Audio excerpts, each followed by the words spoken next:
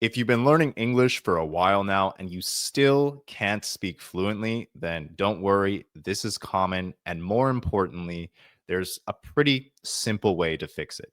One of the most common problems that I see you guys make over and over again is that you translate English words back into your native language in your head. This isn't just slowing you down. It's literally one of the biggest things that's stopping you from thinking like a fluent English speaker, which will lead you to speak like a fluent English speaker. In this video, I'll show you exactly how to stop translating in your head and start thinking and behaving like a fluent English speaker. And once you get rid of this bad habit, it will change the way that you think and communicate in English for the rest of your life. And for context, I know exactly how frustrating it is to feel like you need to translate in your head because I've lived this, I've done it myself when I had to learn a new language, being the French language. For several years, every single sentence that I wanted to construct felt like some complicated puzzle in my head. I'd form the thought in my native language, then translate each word or each sentence piece by piece. And I'm here to tell you it really, really does not work and it is not sustainable. It was exhausting, and honestly, it led to a lot of embarrassing moments and awkward moments when I had to communicate in the French language. I remember one time at a social gathering, I was trying to respond to something that another person said, and I tried translating what I was trying to say in my head. It used a lot of figure of speech terms in English that just do not apply to the other language I was learning, being French, and it just led to a complete breakdown mid conversation. It was very awkward, and it goes to show it's a clear example of why translating in your head really is not sustainable if you ever want to get to a point where you can just spontaneously converse with other people in your target language. So be better than me. Apply these three principles to get rid of this habit of translating in your head for the rest of your life. So here are the three concepts. The first concept is isolating your input. The second concept is internalizing your voice in English. And then the third concept consists of associating imagery and life experiences with what you're learning and what you're going to use to actually apply when you speak in English. And each one of these three principles is intentionally designed to bypass the part of your brain that keeps on using your native language to translate whenever you're trying to speak in the English language. And quite frankly, even if you don't follow one of these three principles, it could be the reason why you're still struggling to speak spontaneously and fluently when you speak in English. So let me explain. Now, for the first concept, isolating your input, what does this mean? Do not just passively listen to English media on TV, on social media, or wherever you're consuming it. You need to actively and consciously understand and pay attention to what you're consuming. This is something that is pretty simple to do, but it is also even more simple to not do. By actively and consciously consuming English media, it's really forcing your brain to think. So, for example, when you're consuming English media that involves your reading skills, you just want to get the gist and get the context of what you're consuming. This could be for books, for articles, or even for YouTube videos or TV shows where you're watching and reading the subtitles. What you do not want to do when you're consuming media that you are reading is you do not want to go look up every single word on Google to understand what it means.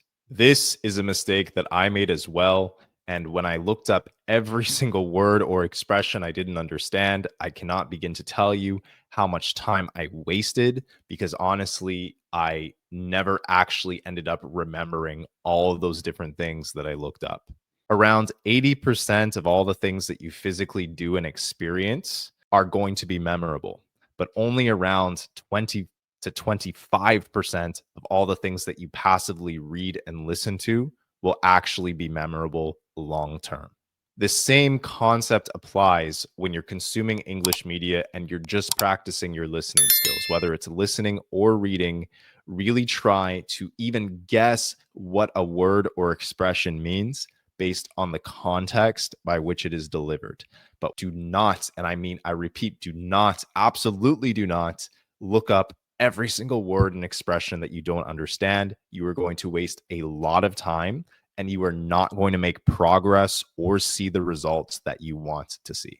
It's okay to do it if it's something that's very complicated or very rarely used and you're just curious.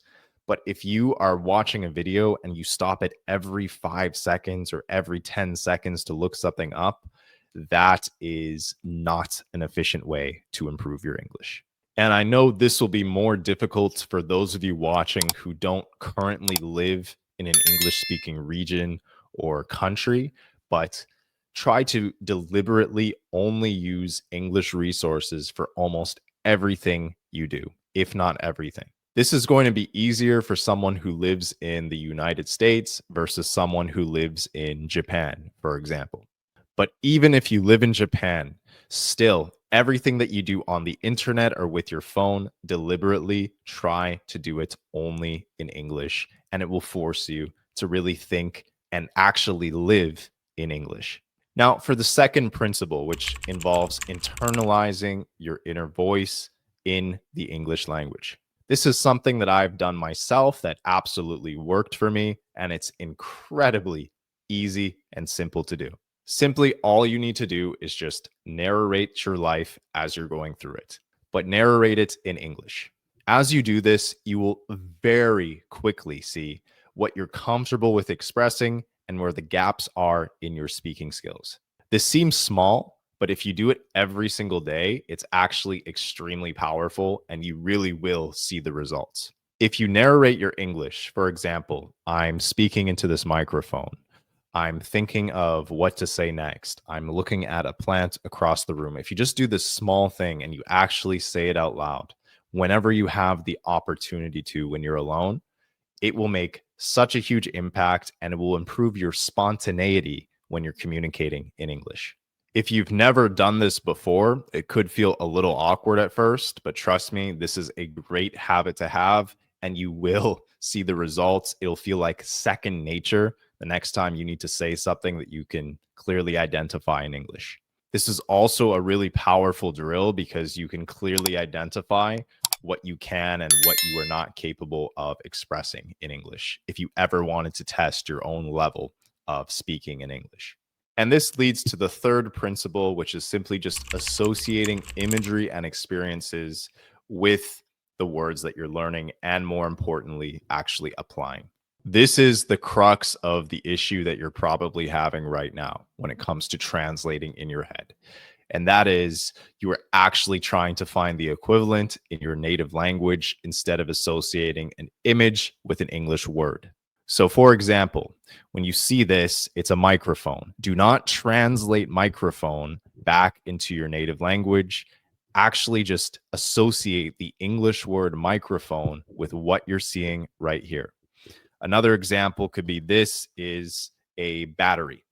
Associate the English word battery with this object. Do not translate battery back into your native language. This is so small and so simple, but it is literally the difference between people who eventually advance to becoming very fluent English speakers versus people who still stay stuck and still communicate kind of awkwardly in English.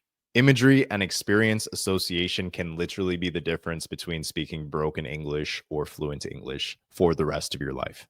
And of course, all words in English are not associated with objects. So if it's something like an expression, you just have to associate that expression or that idiom with an actual experience that you applied it in yourself. So, for example, to make this clear for you, if I want to use an expression such as it cost an arm and a leg, which is an expression that means something is very expensive in English, I could say this battery cost an arm and a leg.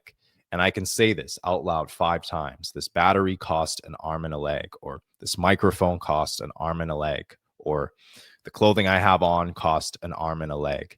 Just by using it for real situations that actually apply to you, because this battery applies to me, this microphone applies to me, this clothing applies to me. If you use an expression in a way that actually applies to you or your particular lifestyle, and you use it around 5 to 10 times in different scenarios, it will be much more memorable than you just reading the expression, trying to find the equivalent in your native language, if it even exists, and then just trying to remember it. Application always beats trying to memorize something that you read or listened to. Whenever you learn a new expression in English, always try immediately to apply it to something that you can experience, which will make it memorable for you for the rest of your life. So, to recap, the 3 principles you need: isolate your input is number 1, internalize your voice is number 2, and associate imagery and experiences with words in English and expressions in English is number 3. If you do these 3 things, and if you follow these 3 principles religiously, just like I explained them in this video, you absolutely will see results. I can guarantee you, you will improve your spontaneity when you speak in English. You will stop translating. You will start thinking like a fluent speaker, really just like a native English speaker, too, almost. And then it will transform your English, and you will speak way more fluently than you currently can. I promise you. Now, if you got any value at all from this video, be sure to like the video. It will help spread the message to other English learners on YouTube as well. Also, leave a comment down below telling me where you are from and what your native language is. I'm always super curious to know. Also, if you have any questions, I'll be sure to answer them in the comment section as well. And very soon, I will be releasing a free course showing you how to become fluent in English from A to Z, no matter what your current English level is. And you can do this from anywhere in the world. So if you'd like to join the waitlist for that, I will leave a link somewhere in the description or the pinned comment below. And if you want to learn the best way to convert your listening skills into speaking skills, be sure to watch the next video on the screen.